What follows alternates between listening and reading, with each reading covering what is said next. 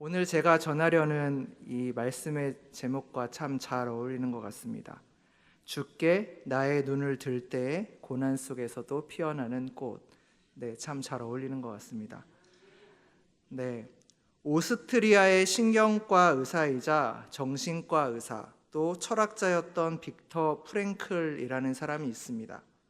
그는 제2차 세계대전 동안 나치 강제 수용소에 수용되게 됩니다.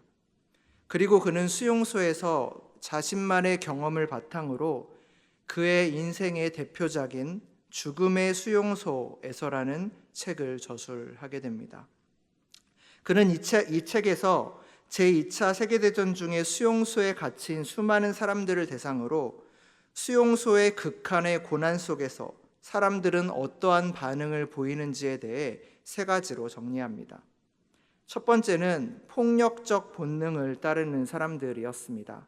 일부 사람들은 극한의 상황과 또 비인간적인 환경이 이어지는 이 수용소에서 타인을 해치거나 착취하는 폭력적인 행동을 보였습니다. 이런 사람들은 생존 본능에 따라 움직이는 사람들로 자신이 살아남기 위해 도덕적 기준을 버리고 다른 사람들을 해치고 다른 사람들에게 폭력을 행하였던 거죠. 두 번째 부류는 바로 체념하고 절망하는 사람들이었습니다. 일부 사람들은 극심한 고통과 고난 그리고 배고픔을 직면했을 때 완전히 절망한 채 체념하는 반응을 보였습니다. 그들은 더 이상 살아갈 삶의 의미를 잃어버렸고 더 이상 살아갈 의지를 찾지 못한 채 수동적으로 고난을 받아들이며 죽음을 기다렸지요. 마지막 세 번째 부류입니다. 이들은 가장 강인했던 부류로 극한의 고난 속에서도 삶의 의미와 목적을 찾으려 노력하는 사람들이었습니다.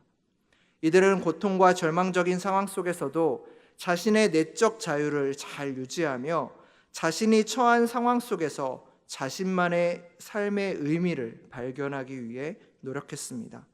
이들은 힘들 때에도 자신의 사랑하는 가족들을 그리고 자기를 사랑해주는 많은 사람들을 생각하며 그리고 미래에 대한 희망, 그 기대를 가지고 또 하나님을 향한 신앙의 힘으로 그 고난을 이겨낼 힘을 얻고 이 시간을 통하여서 더욱더 단단해져 갔습니다.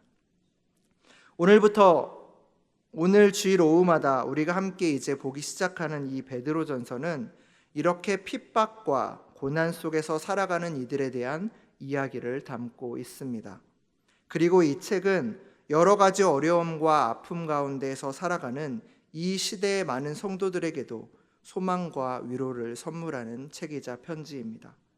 당시 예수님을 믿는다는 이유로 체포되어 감옥에 갇히고 화형에 처하는 등의 극단적인 처벌을 받고 있는 그리스도인들에게 이 베드로전서 편지는 위로와 소망 그리고 많은 힘이 되었던 책이지요. 물론 지금 한국교회는 예수님을 믿는다는 이유로 이렇게 초대교회와 같은 박해를 당하거나 또한 고난을 당하는 것은 아닙니다.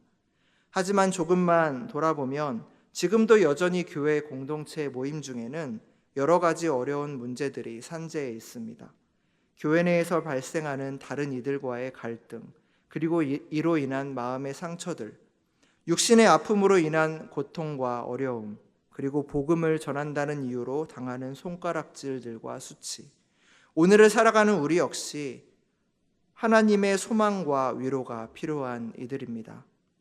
하지만 우리가 이런 힘든 상황 속에서도 꼭 기억해야 하는 것은 우리가 읽은 베드로전서에서도 끊임없이 이야기하듯 하나님의 의를 위하여 고난당하고 박해받는 그리스도인 된 우리들은 바로 복된 사람들이라는 것입니다. 여러분 믿으십니까? 아멘. 왜냐하면 고난은 우리의 믿음을 더욱 자라게 하고 또 고난의 시간을 통해 우리는 하나님의 함께 하심을 더 깊이 경험할 수 있기 때문입니다.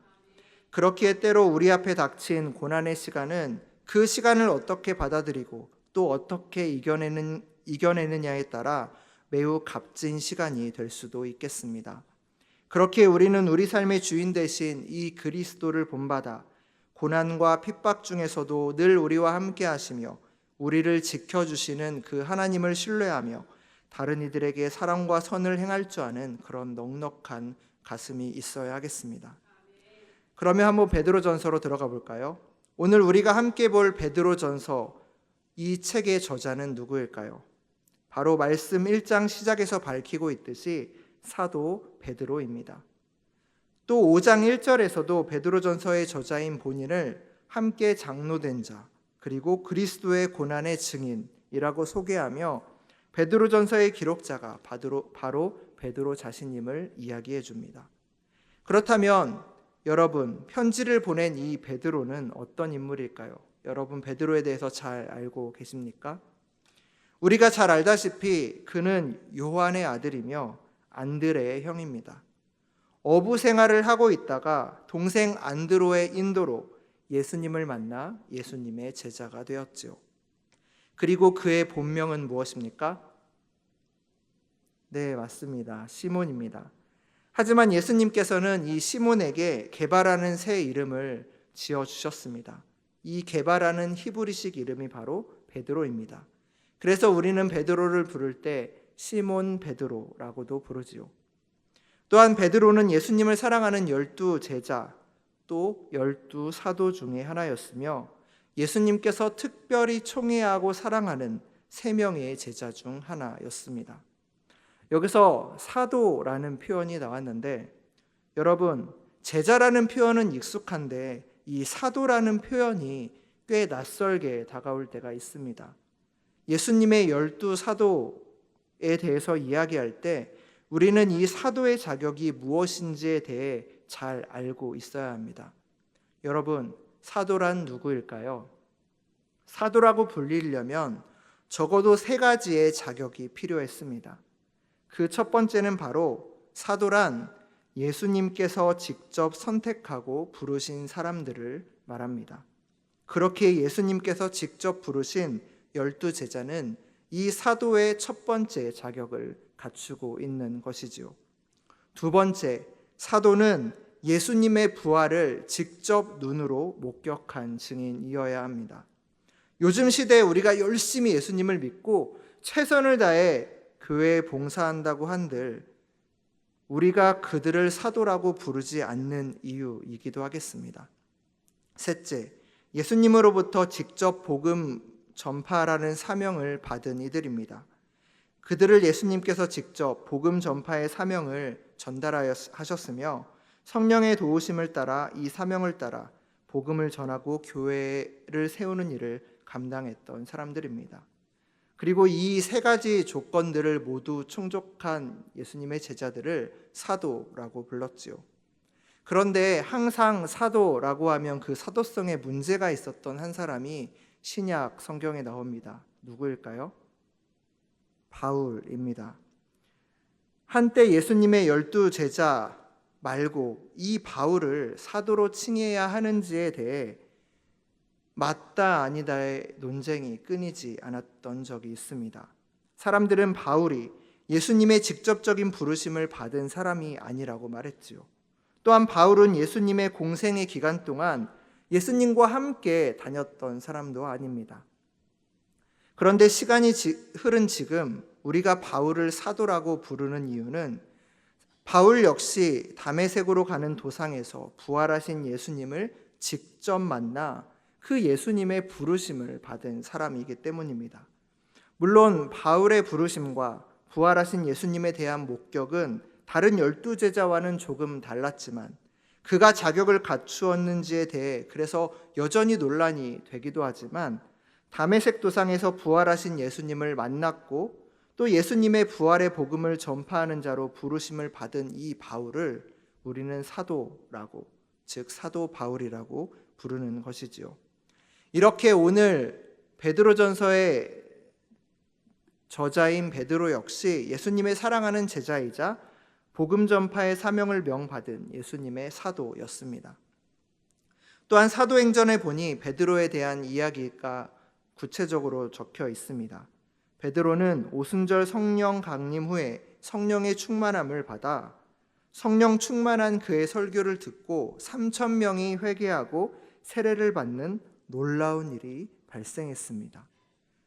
단순하고 무지한, 어찌 보면 조금 무식할 수도 있는 어부였지만 주님의 부르심 앞에 순종했을 때 예수님께서는 그를 하나님의 복음을 전하는 강력한 도구로 사용하셨습니다. 하지만 이 베드로에게는 부끄러운 어두움의 시간 또한 있었습니다. 잘 알다시피 그는 예수님의 체포 앞에 예수님을 3번이나 부인하는 아픔을 겪은 사람이었기 때문입니다. 예수님께서 체포되었을 때 베드로는 두려움에 사로잡혀 나는 예수님을 알지 못합니다 라고 3번이나 부인했습니다. 하지만 부활하신 예수님을 만난 베드로는 내가 주님을 사랑합니다, 주님만이 아십니다 라는 고백을 통해 자신의 신앙을 회개하고 다시금 회복하는 시간을 갖게 되죠. 부활하신 예수님과의 만남은 베드로 자신의 부끄러운 상처를 드러내어 다시금 회복하는 그런 은혜의 시간이기도 했던 것입니다. 이렇게 베드로는 연약함 속에서도 하나님의 은혜를 입어 때론 은혜로운 설교자로, 그리고 때로는 복음을 전하는 전파자로 그 사명을 감당하며 평생을 살았습니다. 하지만 그의 마지막은 어떠했나요? 그의 마지막을 아시는 분이 계신가요? 네로 황제 박해 당시 로마에서 십자가에 거꾸로 매달려 순교했다라고 전해집니다. 하지만 고난과 박해 속에서도 끝까지 자신의 신앙을 지키기 위해 노력했던 이 베드로의 순교의 모습은 후대 많은 이들에게 힘과 용기를 주었습니다.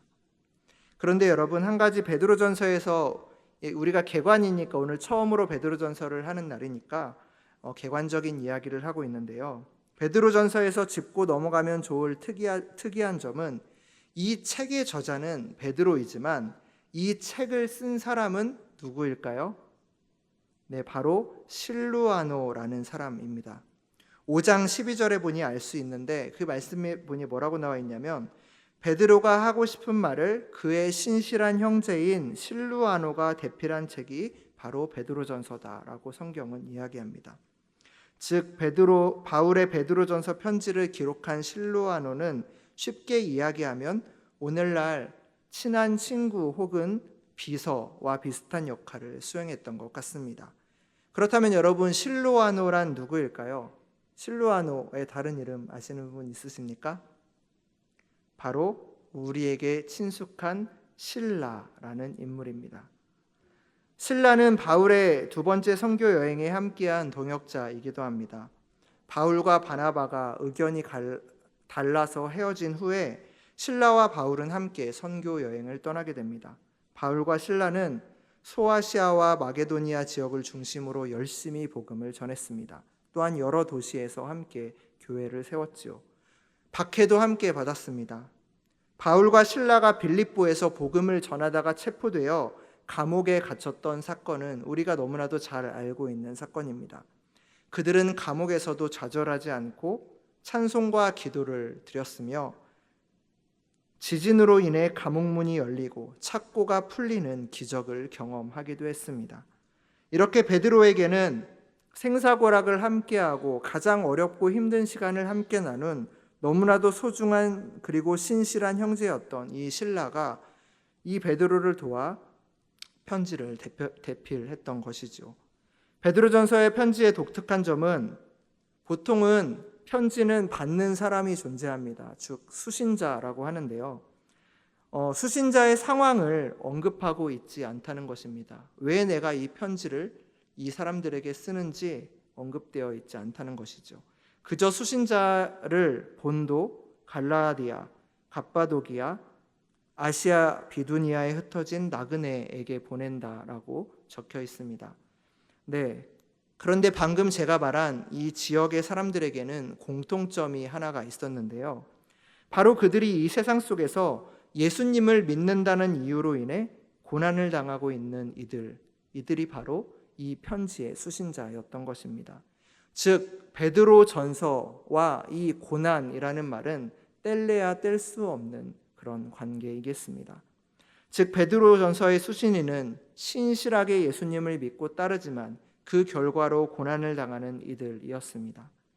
흔히 많은 사람들은 생각합니다. 예수님 믿으면 잘 되고 또한 성공하고 원하는 대학에 합격도 하고 원하는 직장에 취직도 하고 그렇게 기도하면 모든 것이 응답되고 해결된다 라는 우리의 이런 고정관념을 여지없이 부숴버리는 편지가 바로 베드로전서가 아니라 할 수 없겠습니다. 그들은 오히려 예수님을 믿는다는 이유로 잘 되는 것이 아닌 예수님을 믿는다는 이유로 더 큰 고난을 마주해야 했던 이들이었기 때문입니다. 베드로전서의 전체 내용을 바르게 알기 위해서는 이 베드로전서가 쓰여진 당시의 상황을 눈여겨보아야 합니다. 과연 어떤 고난이 있었을까요? 베드로전서의 기록 연대는 베드로가 그의 최초 사역지인 로마에 도착한 시기로 AD 63년 혹은 64년이라고 추측하고 있습니다. 그렇다면 이 시기에 과연 어떤 일들이 일어났던 것일까요? 잘 알다시피 이 시기에 64년 7월 19일에 로마시에 대화재가 발생합니다. 네로 황제가 자신의 흥을 돋구기 위해 로마 시내의 일부로 불을 지른 것입니다. 하지만 이로 인해 로마에는 커다란 피해와 또한 폭동이 일어나고 사람들은 이 네로 황제에게 책임을 묻습니다. 그러자 네로는 이렇게 말합니다. 불을 지른 사람은 그리스도인들이다. 네로의 이 거짓말로 인해 그리스도인들을 향한 대대적인 박해가 시작됩니다. 베드로전서는 이렇게 그리스도인들에 대한 박해가 시작되기 전에 임박한 고난을 앞두고 여러분, 고난 중에서도 하나님께서 함께 하실 것입니다. 고난 중에서도 성령님께서 여러분을 위로해 주실 것입니다. 라고 말하며 당시 예수님을 믿는 그리스도인들을 격려하고 위로했던 책이었습니다. 즉 예수 그리스도를 믿는다는 이유로 세상 속에서 당하는 수많은 고난을 당하며 살아가는 많은 사람들에게 용기를 북돋아 주어 그리스도를 믿는 믿음과 산 소망으로 성령님과 함께 그 고난을 잘 이기며 견뎌내도록 용기를 북돋아 주었던 편지, 이게 바로 베드로전서였습니다. 그럼 오늘 우리가 함께 읽은 말씀 6절과 7절의 말씀을 함께 읽어보도록 하겠습니다. 말씀을 함께 읽겠습니다. 그러므로 너희가 이제 여러 가지 시험으로 말미암아 근심하게 되지 않을 수 없으나 오히려 크게 기뻐하는도다. 너희의 믿음의 확실함은 불로 연단하여도 없어질 금보다 더 귀하여 예수 그리스도께서 나타나실 때에 칭찬과 영광과 존귀를 얻게 할 것이니라. 아멘. 오늘 말씀해 보니 베드로는 잠시 동안 여러 가지 시련 속에서 어쩔 수 없이 슬픔을 당하게 되었다 하더라도 여러분 기뻐하십시오 라고 말합니다. 이어 베드로는 하나님께서 여러분의 믿음을 단련하셔서 금보다 더 귀하게 하시고 칭찬과 영광과 존귀를 얻게 해주실 것이니 조금만 참고 견디십시오 라고 이야기하시는 것입니다. 당시 초대교회에서 흩어진 그리스도인들은 이미 큰 박해를 당하고 있었고 앞으로 더 큰 박해를 받아야 하는 어려움에 처해 있었습니다. 실제로 초대교회 그리스도인들은 네로 황제 이후에도 250년 동안이나 로마 황제에 의해 조직적이고 대대적인 박해를 겪게 됩니다. 많은 이들이 십자가의 형틀에 달려 순교를 당했고요. 어떤 사람은 불태워져 순교를 당했으며 어떤 이들은 방금 도살한 동물의 가죽에 그 쌓여서 그 피에 쌓여서 야생 동물의 산채로 먹이가 되기도 했습니다. 평생을 지하 무덤인 카타콤이라는 곳에 살면서 예배를 드리다가 그곳에서 자신의 평생의 삶을 마감하는 사람도 많았습니다. 이렇게 예수님을 믿는다는 이유로 고난을 당하게 될 흩어진 초대교회의 많은 이들에게 위로와 소망을 꾹꾹 담아 베드로는 편지를 썼던 것입니다. 베드로는 말합니다. 여러분에게 찾아온 이 고난은 잠깐입니다. 여러분에게 닥친 고난 중에서도 우리 진리이신 하나님을 굳게 붙들며 기쁨으로 살아간다면 여러분 그 고난이 다 끝난 후에 여러분은 하나님의 칭찬과 영광과 존귀 가운데 서게 될 것입니다 라고 말하며 그들에게 미래의 소망을 보여줍니다. 결국 성도들이 경험하는 시련과 고난의 시간은 믿음을 정결하게 만들고 또한 하나님의 칭찬을 얻게 하는 귀한 은혜의 시간이 될 것이라고 권면하는 것이지요. 즉 고난의 목적은 믿음을 연단시키는 것이었습니다. 여러분, 혹시 금을 캐는 과정에 대해서 아십니까? 금 좋아하시죠? 본래 금광에서 금을 캘 때에 광부들은 금을 캐는 것이 아닌 금광석을 캔다고 합니다. 그리고 금광석이라 하면 겉으로 봤을 때는 이게 금이야? 라고 할 정도로 금과 수많은 돌멩이들이 합쳐진 돌멩이처럼 보이는 그저 반짝거리는 어떤 광물입니다. 금이 원석 형태로 다른 광물들과 섞여 있어 돌멩이에 가까운 모습을 보이는 것이죠. 그 이후 분리와 침전 등의 과정을 거치고 침전된 금을 1000도씨 이상의 용광로에서 계속하여 녹이고 또 녹이면 결국 금과 섞여 있던 다른 불순물들이 제거되고 순수한 금으로 정련이 됩니다. 이렇게 뜨거운 불로 불순물을 제거하여 정죄된 금을 얻듯이 시련과 어려움의 시간들을 통하여 신자들은 다듬어지고 주님과 더 친밀히 동행하는 법을 배우며 그렇게 믿음은 조금씩 신실해져 가는 것입니다. 이는 오늘을 살아가는 우리들의 삶, 이 자리에 계신 여러분의 삶에서도 동일하게 적용됩니다. 예수님을 믿는다는 이유만으로 죽임을 당하거나 핍박을 당하는 일은 덜하지만 경제적인 어려움, 또 건강, 관계에서 오는 어려움, 그리고 세상과 주님의 가치 가운데서의 혼란과 여러 가지 복잡함 등은 이렇게 여러 가지 시험은 우리 삶에 끊임없이 찾아옵니다. 많은 문제와 어려움들이 우리 믿는 자들의 마음을 어지럽힙니다. 하지만 이런 시험과 환난은 잠깐이라는 사실을 늘 기억하시면서 이 시험을 이기시는 모두가 되시기를 기도합니다. 우리의 구원이 완성되는 마지막 때에는 현재 우리가 당하는 고난과 좋게 비교할 수 없는 영광과 기쁨이 함께함을 늘 잊지 않고 견디어야 합니다. 지금에 매몰되는 것을 넘어 그날을 기대하며 살아가야 하는 것입니다.